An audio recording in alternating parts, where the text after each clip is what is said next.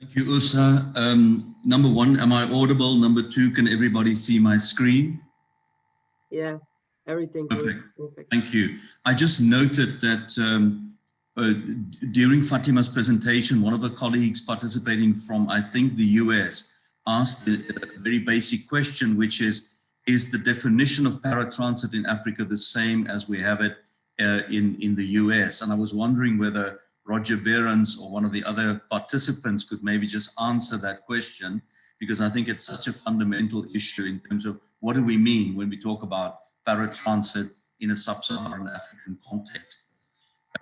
Thank you, Ursa, to you and your team for inviting me to participate in this presentation.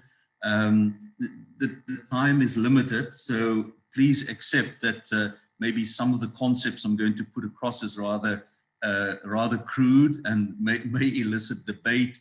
And I think that is exactly what we want in a webinar of this nature. So just to say that the focus of our business here at ODA, Cape Town, South Africa, is really to assist in improving the paratransit business model, and in doing so, hopefully enabling the paratransit sector in sub-Saharan Africa to play a more meaningful role in large-scale urban mobility improvement projects and not be marginalized when we contemplate these large-scale urban mobility improvements. In terms of the structure of my brief input, I'm going to talk very briefly about what I regard as yesterday's agenda with public transport or improvement in sub-Saharan Africa. And I'm going to take you back to roughly a decade ago with the introduction of the BRT system, specifically in the cities of Cape Town and Johannesburg, where we've been intimately involved. Then I'm going to speak very briefly about what I regard as the emerging agenda. And I think Fatima's presentation dealt with one element of the emerging agenda. Maybe I'd like to zoom out a little bit more and talk about the broader elements of the emerging agenda. Then for those interested in tech and transit, which I suppose is the majority of the audience, I'd like to venture a few opinions about the agenda of the near future, looking at it from a paratransit improvement point of view, and then finally just to ask what are the implications for transit-based tech service providers, etc., coming from this, from the angle that I have, which is intimate involvement in attempts at paratransit sector improvement and attempts at preparing the paratransit for better participation in large-scale urban mobility improvements in sub-Saharan cities in Africa. So, what was yesterday's agenda? And I'm just going to use a very simple slide, Osa, to depict yesterday's agenda.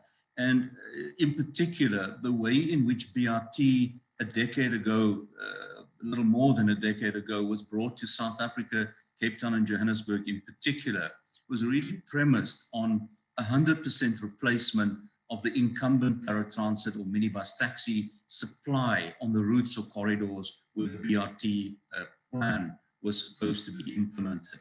So I think in hindsight, the South African implementation model in Cape Town and Johannesburg in particular, somehow we actually mastered that challenge, and we successfully, albeit at some cost, introduced BRT systems that are today still running fairly well. However, the net result a decade or so down the line is that in both the Cape Town and Johannesburg BRT implementation processes, these systems today only impact on about 5% of the overall demand in these two significant cities. Cost recovery on these systems based on fare revenue, on average less than 50%. Of course, that varies between trunk services and feeder distributor services. And where have we ended up? Well, we've ended up in a place that Pablo Salazar Ferro, Roger Behrens, and others would say, we've ended up with a de facto hybrid model, i.e. minibus taxi paratransit operators have come back increasingly over the last 5-6 years into the parts of the system, part of the network on which the BRT operates. In the case of Cape Town, because structurally a year or so into the first long-term contract, 12-year contract, the contracting authority actually moderated the BRT system downwards in order to lower the impact on the local taxpayer. So as a result of that, we have the minibus taxi industry actually coming back to deal with surplus demand, both in the peak and the in-peak periods. So we've ended up with a hybrid system. Very interesting.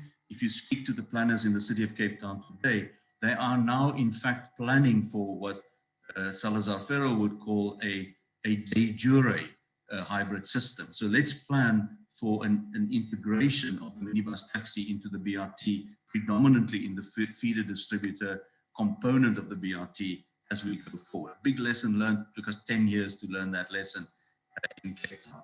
So if that was yesterday's agenda, and by the way, the tech at the time, AFC, APTMS, all of these things went into the bottom part of my picture, not the top part of the picture.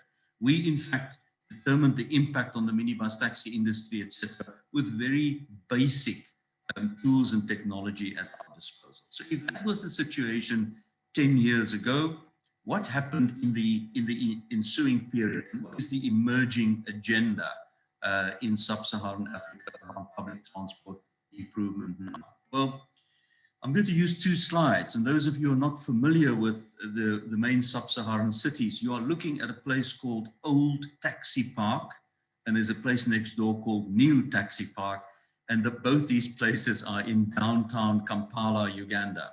So the first question that should come to your mind is, how does anybody get out there? The second slide I'm going to use is a kind of a drone picture taken in a location called Mitchell's Plain, which is a suburb of Cape Town, about 35 kilometers to the southeast of Cape Town Center. And this is where between 2017 and 2019, my team worked with the city of Cape Town on a business improvement model, essentially, Fatima, picking up on some of the points you made, shifting this typical feeder distributor minibus taxi operation, shifting them from a fill and go system to a scheduled services system. And what the drone pic shows you is how we've used the infrastructure provided by the public authority to create what we call in sort of colloquial speak, a stacking model where the vehicles stack and then we could schedule the operation from there. Suffice to say, the results we achieved, apart from running at 2-minute headways in the AM and PM peak, and actually structuring supply to almost to the T mirror demand manifestation, these very, very impressive results were achieved in that shift from fill and go to scheduled in a typical feeder distributor environment. We reduced the fleet size, as you can see, from 78 to 32 vehicles, with 6 in spare. So let's say in the end, we operated around 40 vehicles, almost a 50% reduction or 50% reduction in fleet size. That resulted in a 45% reduction in fuel consumption. This project ran, by the way, for a period of 20 months. So the pilot monitoring information we have on the shift to the scheduled service is actually for a period of 20 months. We, interesting enough, could extend the routes, the coverage of the service from 3 to 5 routes. And very importantly, in terms of the whole quest for decent work in the paratransit sector, we reduced the average driver workday from a more than 12-hour average day to a 7.5-hour day, with a structured break in his day and also a 1 day off in a typical operating 7-day week cycle. So these are the results we achieved in moving from what we still see in many cities, Accra, Nairobi, Mombasa, Kampala. And this is just to show that the quest for business improvement is very, very much part of the existing agenda in sub-Saharan African cities. Now, while we were doing this project in Cape Town, pilot project in Cape Town 2017, we started.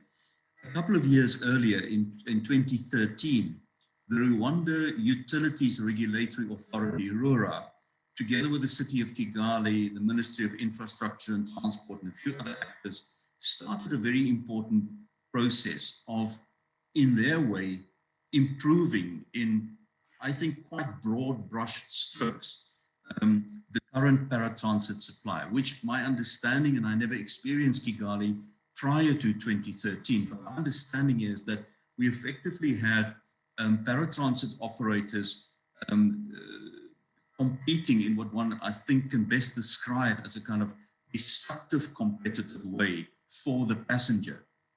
And what the regulatory authority did was it introduced three important shifts. And again, I see reference to AC Group's fare collection system in the previous presentation.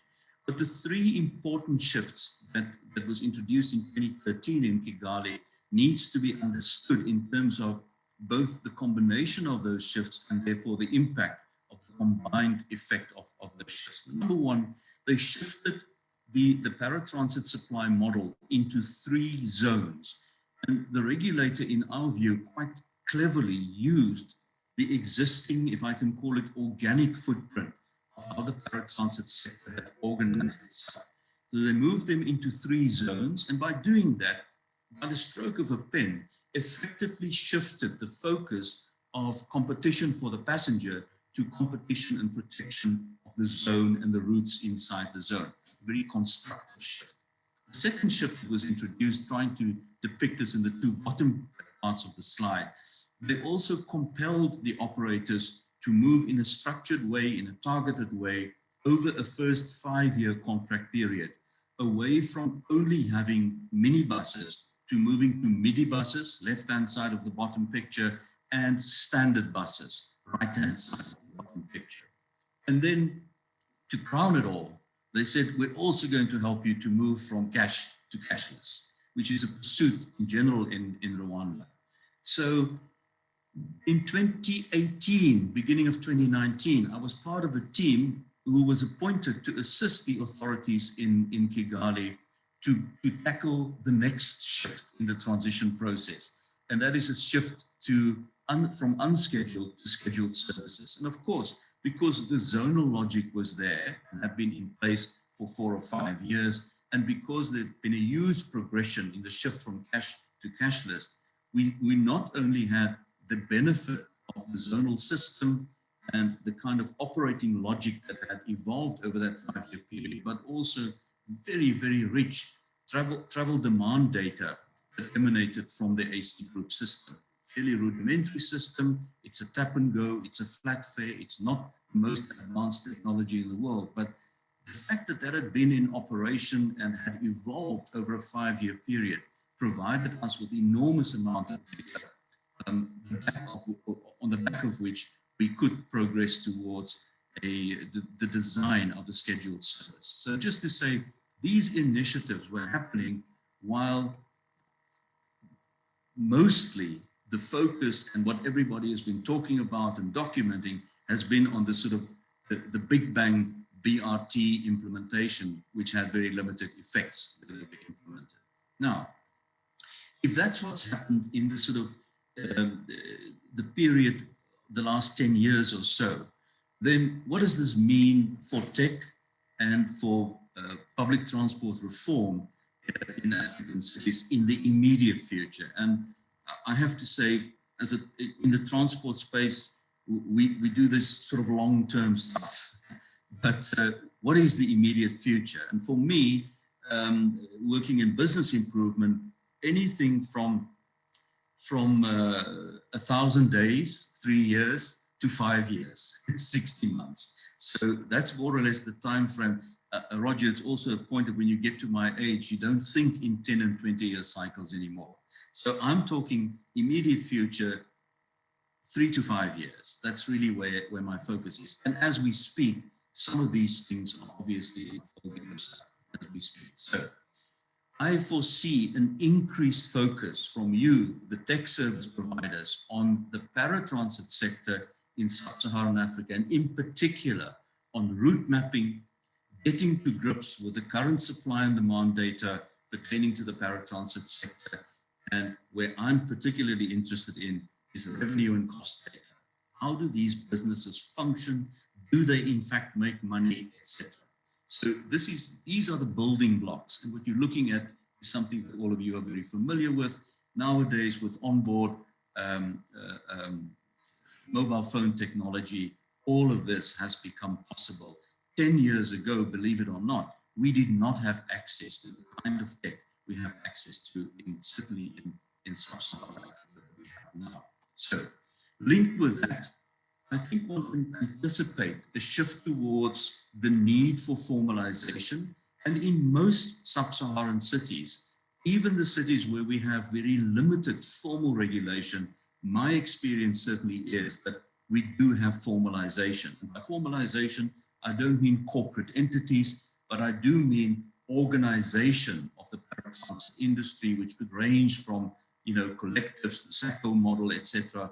But the industry organizing itself and almost introducing self-regulation in the absence of formal public authority regulation. I think as data becomes more apparent and as an understanding of the imbalance between supply and demand in these systems becomes more apparent, we should anticipate a quest for regulation, which is not necessarily limited or driven by authorities only. In fact, my experience working in Kampala at the moment is that the more attention we give to formalization, the more the paratransit sector is in fact pushing the regulation agenda. So with an improvement in the regulation and formalization, one can anticipate an improvement and hopefully more legitimacy around enforcement processes. Everybody who's worked in this space in sub-Saharan Africa will know that enforcement, exploitation, corruption and bribery goes hand in hand. And one hopes that the data sets that we can build, the technology that we can bring into the world of regulation and enforcement will play a big role in enhancing the legitimacy of enforcement systems. You are looking at the moment, the standard recapitalization vehicle. It's called the Toyota Quantum, or Sesfikile is the sort of colloquial term. And I think the other shift that will come out of a better understanding of supply and demand, an understanding of the need for business improvement in order to be a meaningful actor, is in fact a shift towards recapitalization. The most requests I've been receiving in the last month after a work session we had about 6 weeks ago in Kampala, most of the requests are requests for information on alternative vehicle types and a shift to higher occupancy vehicles. This is coming inherently from within the paratransit sector. I'm not saying this is the vehicle to transition to. Of course, this opens the agenda around green energy, e-mobility, etc., etc. This is another big trend that's coming up. You in the tech world will know what to do around this trend. An improved understanding of passenger demand. And what you're looking at here is in fact an extract from a passenger survey that we did while we were doing that business improvement in Cape Town 2017 to 2019. There were about 700 passengers involved in two survey processes, sort of an ex ante and an ex post business improvements passenger survey. And what you see coming out of this, and this is typically active market, lower income households where I would say the average household income would be in the region of 150 to 200 US per month. And just look at the purpose here and what that tells us about travel demand. So getting down to this level of understanding of travel demand, I think is a big unexplored element of work to be done in sub-Saharan cities.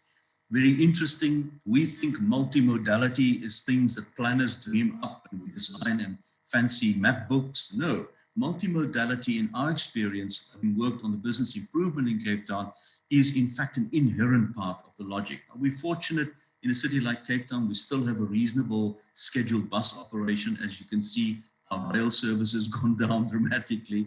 But look at the connecting passenger logic here. So what we find is we tested with the passengers in this survey, their willingness to use alternative payment methods. And Fatima, I have shared this information with some of your team members recently. We effectively tested the willingness in this sort of lower income captive market audience to shift to alternative payment methods. And we asked questions both on willingness to move to the mobile phone as a method of payment, and willingness to move to near-field connection cards as an alternative method of payment. Now, the results we got, which is depicted in the two pie charts, which we've now unfortunately lost, 22% of the passengers surveyed indicated that they would shift to the mobile phone as a method of payment. 3% of those said we don't have mobile phones. Now, we have to qualify that result by saying people might have misunderstood that you require a smartphone, which is not something that is pervasive in that captive audience.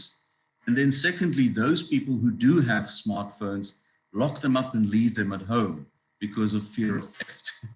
So 22%, I'm told by my tech partners that in terms of the kind of S-shaped curve, in terms of early adapters and that kind of thing, the 22% is quite a significant early adapter uptake.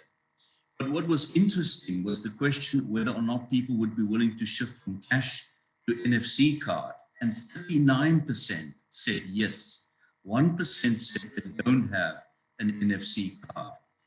The context here, Ursa, of course, is that the social grant in South Africa is paid through a debit card. And I think what we read into that result is that what retailers and others have started doing is started creating e-wallets on this debit card, on the social grant debit card. So I think what the 39% uptake there shows is that people have become accustomed to the fact that their social grant debit card can in fact be used for different payment purposes. So my final slide is, what is the focus for the immediate future? Fare management. As we move from cash to cashless in the paratransit sector, this is very much on the immediate agenda. Number one, the management of cash becomes an issue. But of course, interoperability is more and more a reality and better understood. So a big focus on fare management systems, and I think an evolution of the fare management systems from what we have now to fare management systems that are not costly, easy to understand, and that both serve the formalization of the paratransit sector and all the other things that cashless fare systems should do.